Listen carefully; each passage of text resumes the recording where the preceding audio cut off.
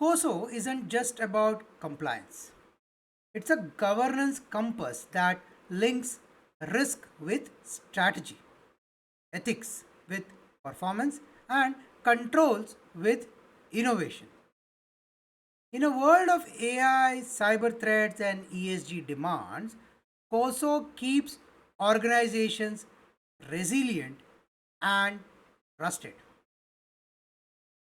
Many think of COSO as a checklist. It's not, it's a mindset, a way for boards, leaders, and employee to speak the same language of accountability and trust.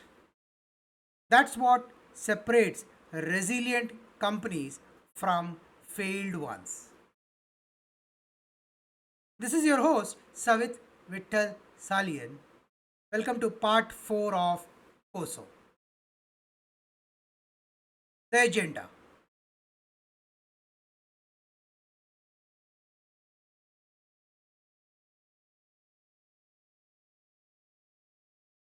We looked at implementation sector wise earlier, but we'll now go deeper into the subject. Let's take a deeper look at the BFSI segment.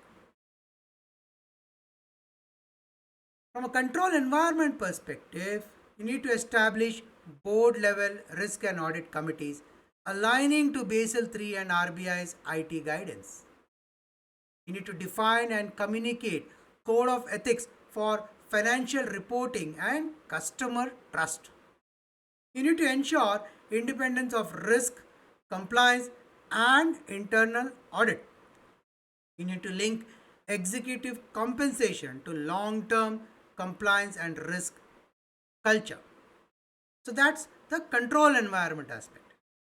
From a risk assessment aspect, you need to conduct enterprise wide risk assessment, which include credit, market, liquidity, operational, and cyber. You need to identify fraud risk, which could be AML, insider trading, or false reporting. You need to define a risk appetite for lending, trading, and digital transformation. You need to use stress testing and scenario analysis for extreme market shocks.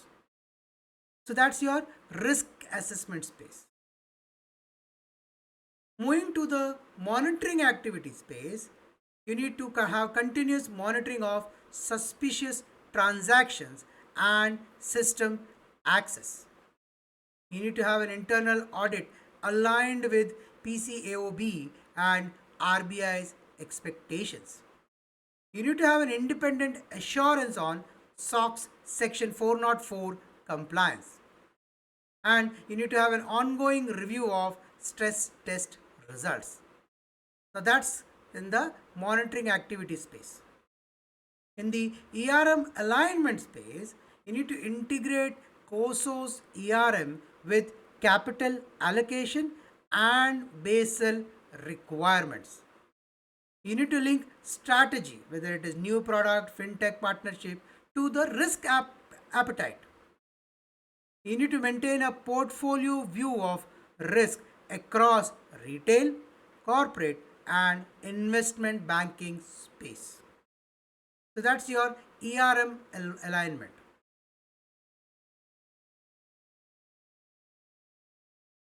Now let's look at technology service provider.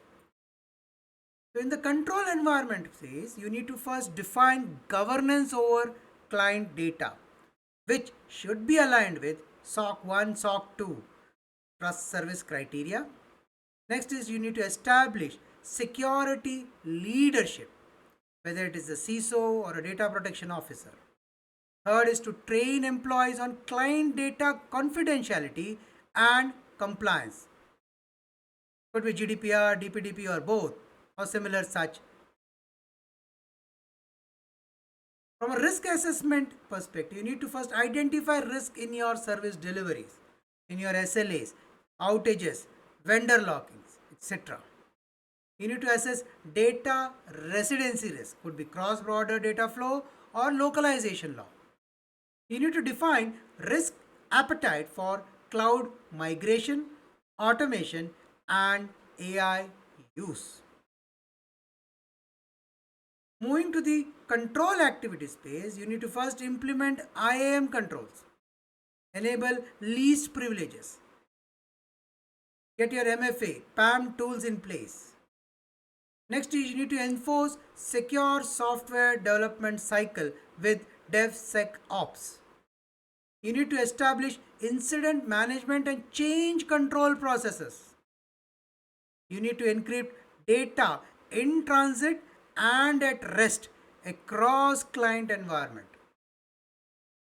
From a information and communication perspective, you need to provide SOC 1 and SOC 2 reports to the clients. You need to establish SLA compliance dashboards for transparency. And then you need to maintain channels for breach notifications to regulators and clients. Moving on to the monitoring activity perspective for technology service provider, you need to enable continuous monitoring of access logs, configurations, and any anomalies. You need to have regular third party audits and penetration testings. You would need to have periodic reviews of vendor risks. Moving on to the ERM alignment space, you need to first integrate COSO ERMs into client delivery strategies. You need to evaluate risk of AI, automation, and outsourcing of third parties to third parties. Then you need to develop a portfolio view of service risk, whether it is cyber, compliance, or operational.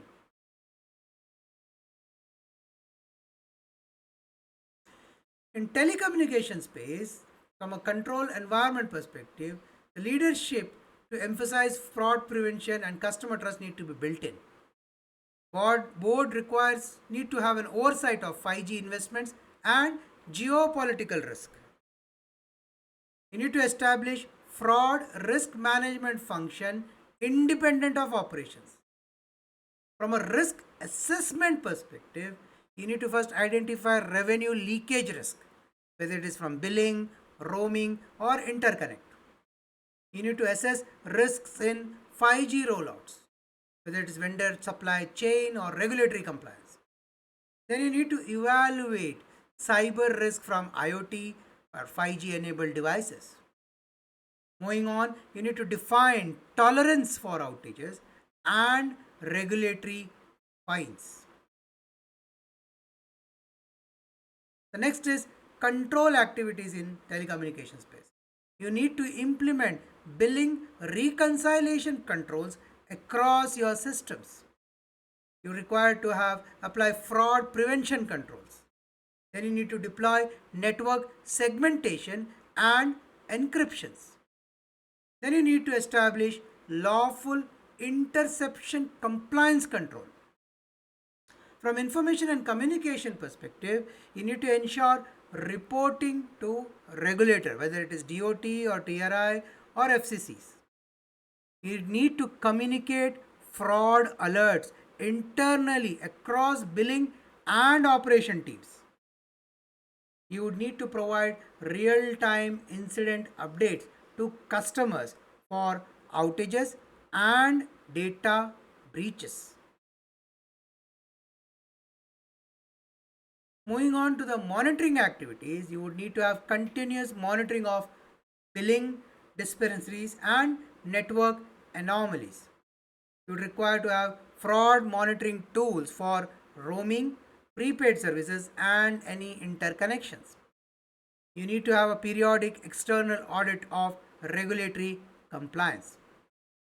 From an ERM alignment perspective, you need to align the COSO ERM with telecom's growth strategy, whether it is 5G, IoT, OTT services, etc. You would need to manage risk appetite for innovation versus regulatory and cyber risk. You would need to create a portfolio view balancing infrastructure investment with fraud and compliance risk. Looking at the online business space, the control environment would have three aspects. One is establishing governance around consumer data privacy and fraud risk management. You need to define and enforce a code of digital trust. Then you need to have a board oversight of compliance with PCI DSS, GDPR, and DPDP Act. When it comes to the risk assessment space, you need to first identify risk of payment frauds, returns abuse, fake accounts, and platform downtime. You need to assess data protection risk under GDPR and DPDP. You need to define tolerance for fraud losses versus growth opportunities. You need to consider risks in cross border operation, whether it is tax or consumer loss. Moving on to the control activity space, you would need to deploy fraud detection algorithms. You need to enforce PCI DSS controls for cardholder data protections and tokenizations. You need to implement inventory reconciliation and supplier vetting. And then you need to enforce privacy control and cookie consent management. From an information and communication perspective, you need to communicate data privacy policies to consumers clearly. Then you need to provide transparency on fraud monitoring and protection guarantees. You need to share compliance certification, whether it is PCI DSS or ISO 27001, with your partners. Moving on to the monitoring activities, you need to have a real time monitoring of suspicious transactions. You need to have periodic penetration testing and privacy audits. You need to have continuous review of fraud losses and customer complaints. From an ERM alignment perspective, you need to use COSO ERM to balance rapid expansion with trust and fraud prevention. You need to evaluate risk in new markets, fintech integrations, or AI based personalization. You need to maintain portfolio view of fraud, cyber, regulatory, and reputational risk. Moving on to the healthcare sector, the control environment would have three. The first is board accountability for patient safety, ethics, and compliance. Step 2 is to establish the chief compliance officer for HIPAA or GDPR. Third is to enforce medical ethics through training and clinical governance. From the risk assessment space, you need to identify risk of ransomware on EHRs, patient safety incidents, and billing frauds. You need to assess compliance risk with HIPAA, GDPR, national health regulations as applicable. You need to define zero tolerance for patient safety lapses. Moving on to the control activities, you need to implement access control to the EHR system, primarily role based. You need to have monitor billing claims for accuracy and fraud preventions. You need to ensure timely security patches on all medical devices and IoT systems. You need to enforce segregation of duties between clinical, billing, and IT functions. From an information and communication perspective, you need to communicate patient rights and data privacy obligations. You need to ensure accurate reporting of medical outcomes, any errors, and compliance metrics. You need to maintain a transparent incident response communication with regulators.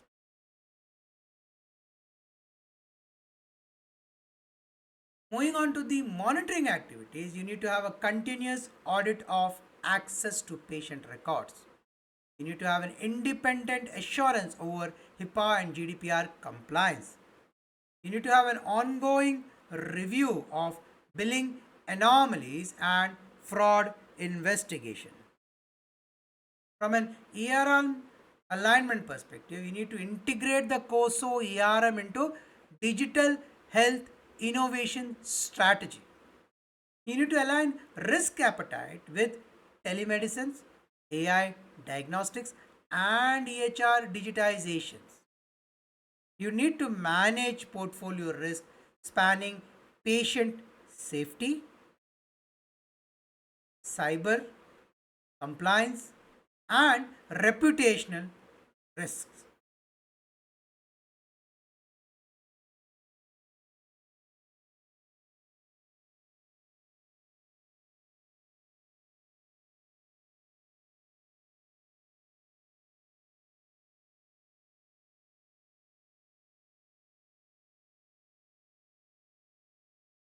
Challenges and success enablers in implementing COSO.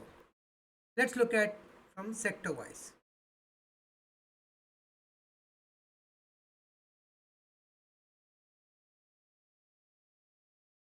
The common challenges from a control environment perspective is leadership may see COSO as compliance driven instead of strategy driven.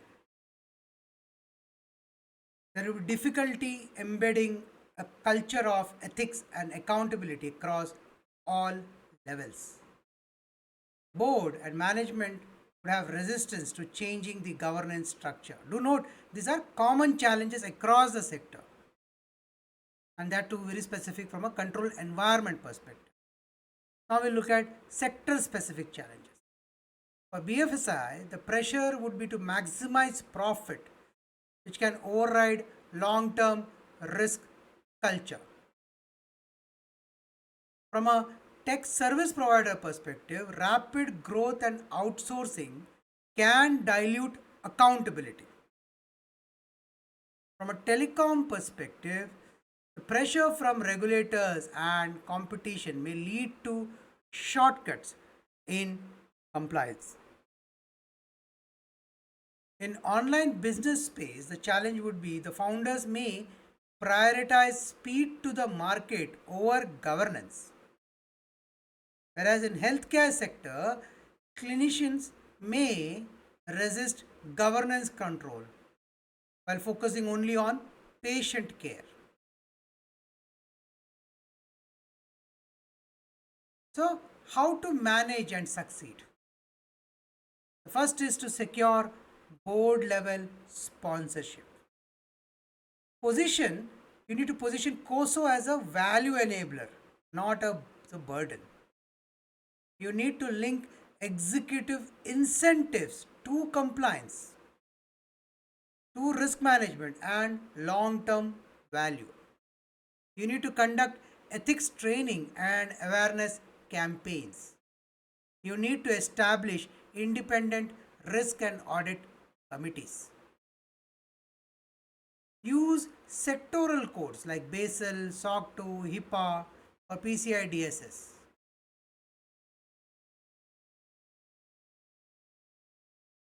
From a risk assessment perspective, the common challenges are about over focusing on financial risk while neglecting operational, cyber, ESG, and reputational risk.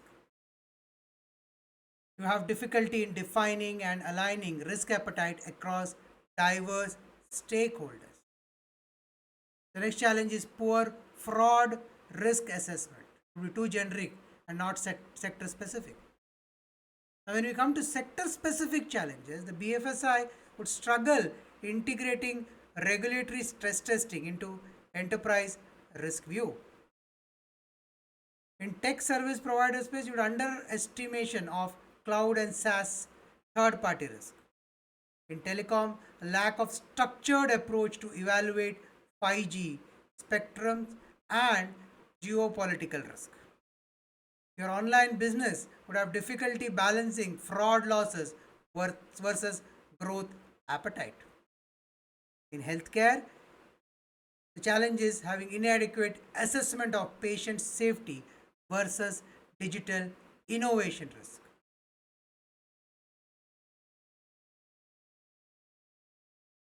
So, how do you manage and succeed? Well, you need to conduct enterprise wide risk assessment constituting financial and non financial assessment. You need to develop risk appetite statements at board level. You need to use scenario analysis and stress testing. Could be market crash related, cyber attacks, or pandemic. These are some of the conditions which can be used for stress testing. Employ sector tools, whether it is Basel stress test or NIST or fraud AI tool or clinical risk analysis. In control activity space, the common challenges are COSO is seen as a checklist leading to controls overload. There is a lack of integration of controls into daily operations. A weak IT general control is generally seen here. That's a major challenge, whether it's access or change or backup related. Coming on to sector specific challenges at BFSI level, you have duplicate or manual heavy control, which inflates the SOX compliance cost. In a tech service provider environment, you would have a weak secure SDLC or inconsistent IAM across client projects. In telecom sector, the challenge would be having gaps in your revenue assurance controls, primarily around the billing reconciliation process. In online business space, you would have fraud detection system fail to keep pace with new fraud schemes. Whereas in healthcare sector, the challenge would be having weak segregation of duties between clinicians, billings, and IT.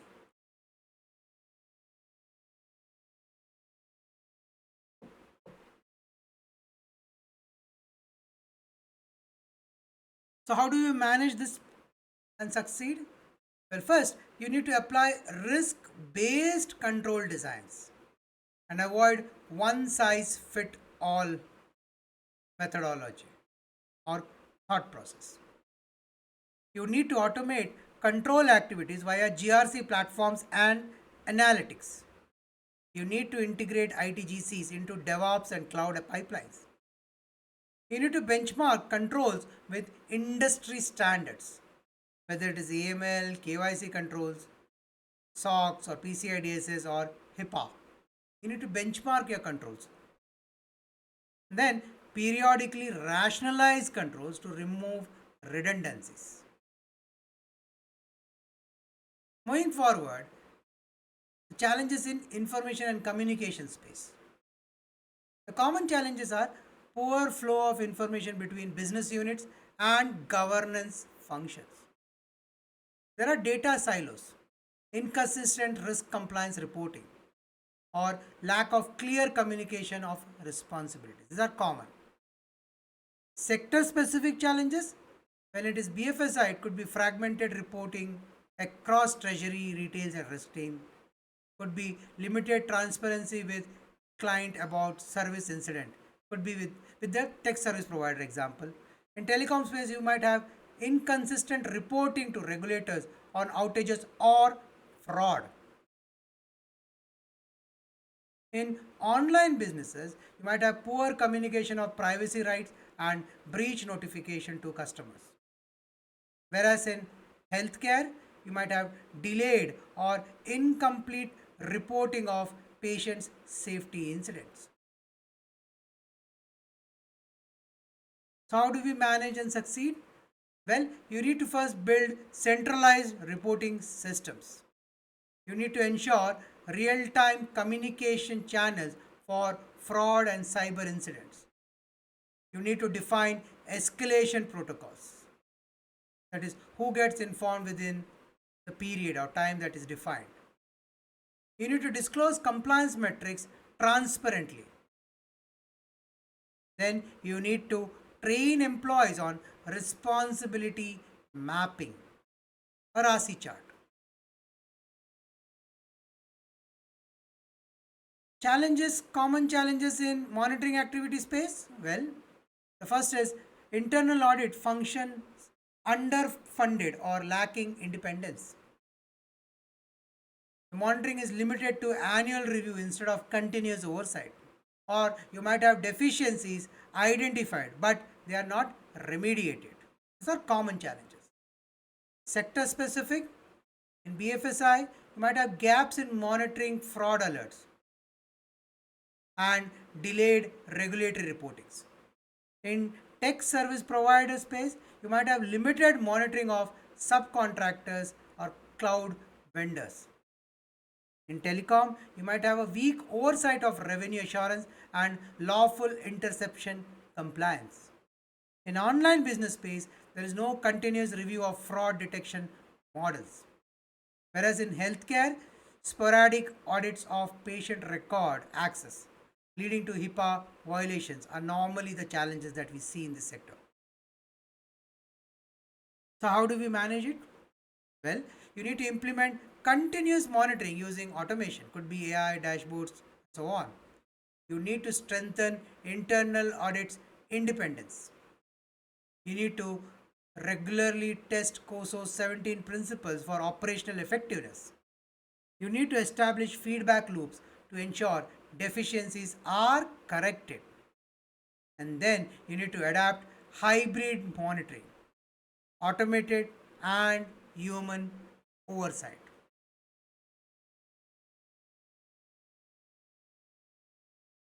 At a strategic layer for ERM perspective, the common challenges are ERM treated as a separate compliance program, not integrated in your strategy. There's a lack of clarity on risk appetite, that is, decisions made without risk alignment. There's a failure to maintain a portfolio view of risk across the units. From a sector specific challenge perspective, in BFSI, ERM is not integrated into the capital allocation decisions. ERM not applied to product innovation and AI adoption is a normal challenge in tech service provider space. ERM does not capture regulatory, cyber, and geopolitical risk interactions in telecom area. In online business space, ERM is not aligned with growth versus fraud trade-offs. Whereas in healthcare, ERM is underdeveloped in balancing digital health innovation with patients' safety.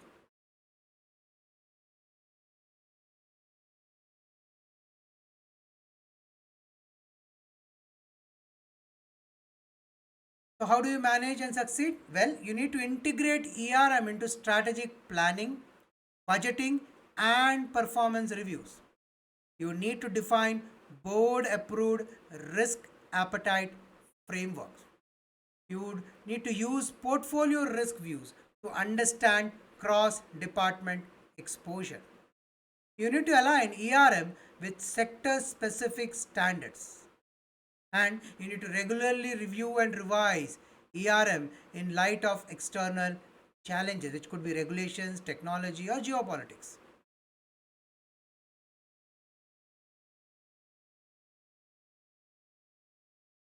In summary,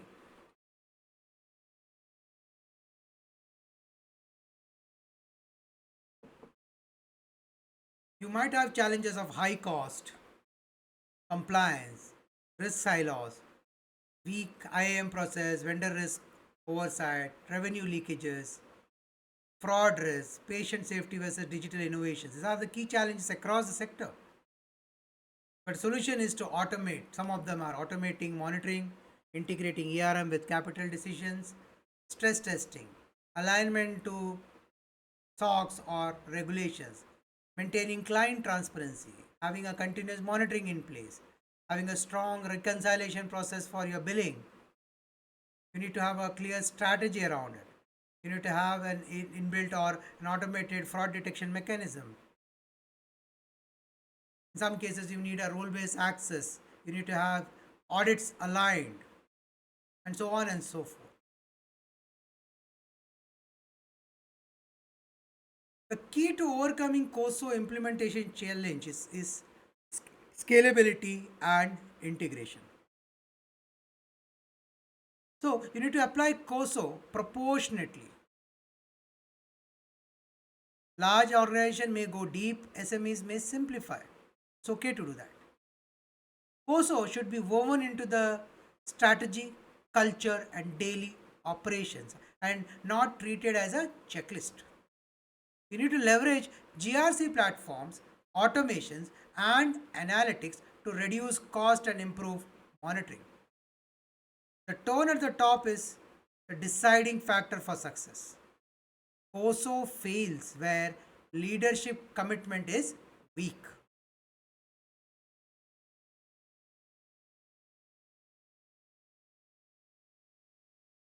So let's do a refresh on this.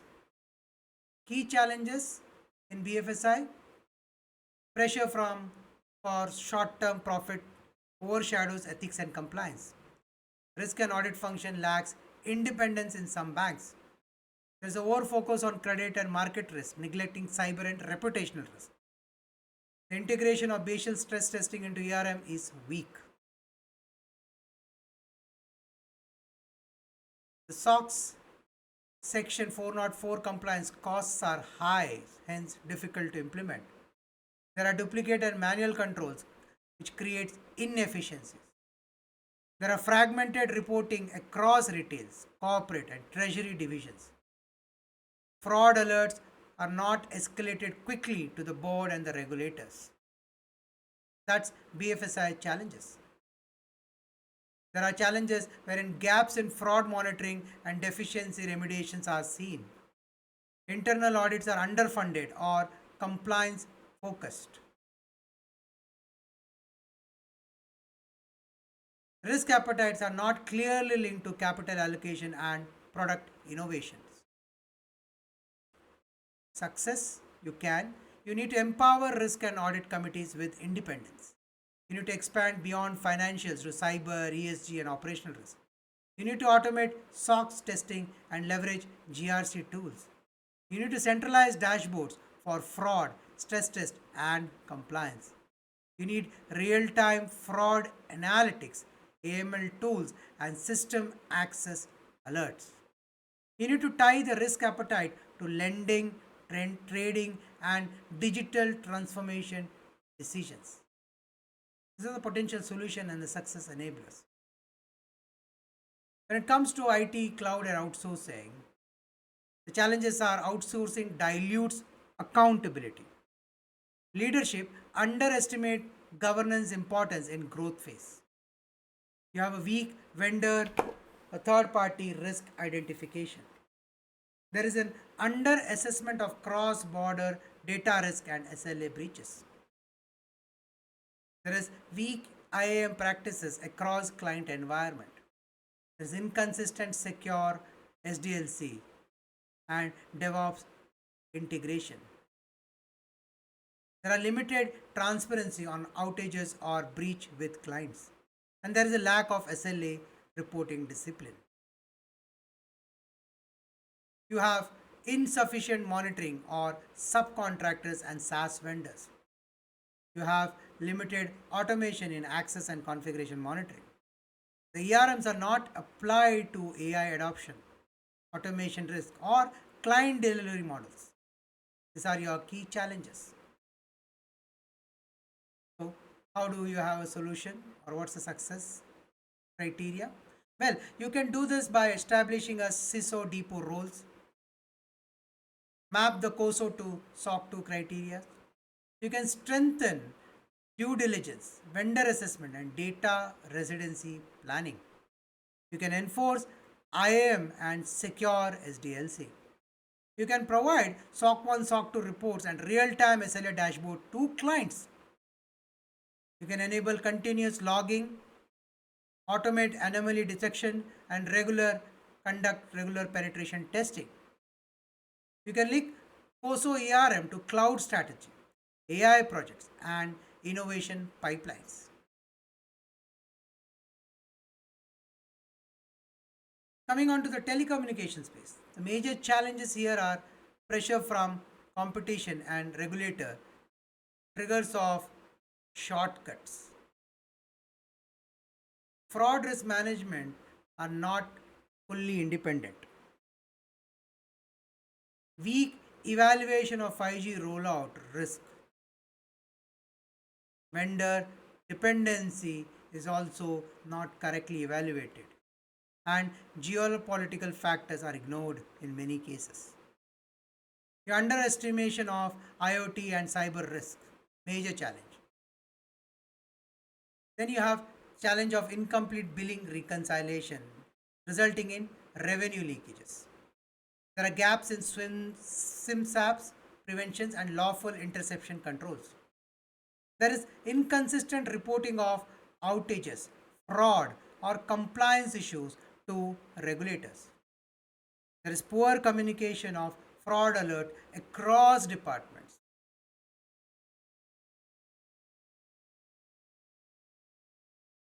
Fraud monitoring systems are fragmented across prepaid, roaming, and billing space. There is limited independent audit of network and billing control. The risk appetites are not tied to balancing 5G innovation with regulatory and cyber risk. How do we get through it? What's the solution? Start off by having establishing a dedicated fraud management and risk oversight unit. You need to integrate 5G, IoT, and geopolitical risk analysis into the ERM. You need to enhance your billing reconciliation, SIM verification, and encryption. Then you need to have a transparent reporting to TRI, DOT, or FCC and have a better internal fraud alerting mechanism. You need to deploy AI driven fraud detection across all revenue streams. You need to link COSO ERM to strategic 5G investments and customer trust initiatives.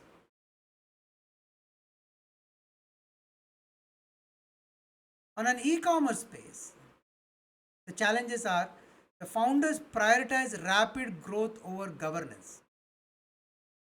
There is a weak tone at the top for digital ethics and privacy. There is difficulty in balancing fraud loss tolerance versus growth appetite. The cross border regulatory risks are poorly assessed. The fraud detection system struggles to keep up with the evolving fraud schemes. PCI DSS controls inconsistencies are applied across regions. There is weak consumer communication about privacy rights. There is poor breach notification process. The fraud detection model are not regularly updated or audited. There is weak monitoring of third party logistics and payment partners. The ERM is not integrated with expansion strategy or new payment model or AI personalization. What's the success or criteria or the solution for this challenge? Well, you need to first establish a governance charter for digital trust and consumer protection. You need to explicitly define tolerance for fraud, downtime, and compliance breaches. You need to deploy AI based fraud detection and enforce PCI DSS uniformly. You need to have a clear privacy policy, consumer breach notification, and regulator engagement. You need to have a real time transaction monitoring, supplier audit, fraud model retraining. You need to link COSO ERM to new business model and cross border expansion strategy. Let's look at healthcare challenges. Well, clinicians resist governance as bureaucratic. There's a weak culture of accountability in non clinical functions. There is inadequate assessment of patient safety versus digital innovation risk. There is an underestimation of ransomware and EHR cyber threats. There is poor segregation of duties between clinical, billing, and IT staffs. Medical device update patches are inconsistently applied. There is delay in reporting patient safety incident or breaches. Patients not informed clearly about rights and data use are often seen in this space. There is sporadic audits of EHR access logs. Hence, gaps are identified from HIPAA and GDPR perspective. There is deficiency in billing fraud detections. ERMs are not used to balance patient safety goals with telemedicine or AI adoptions. So, how do we have a solution for this? Well, first you need to appoint a CCO or a DPO and reinforce patient centric governance. You need to treat ransomware and patient safety as enterprise risk. You need to have a role based EHR access, medical device patch management in place. Billing integrity checks need to be enabled. You need to have a clear patient consent and timely regulator breach notification. You need to automate EHR access audit, fraud detection in billing. Then you need to integrate COSO ERM into telemedicines, AI diagnostics, and digital health strategies.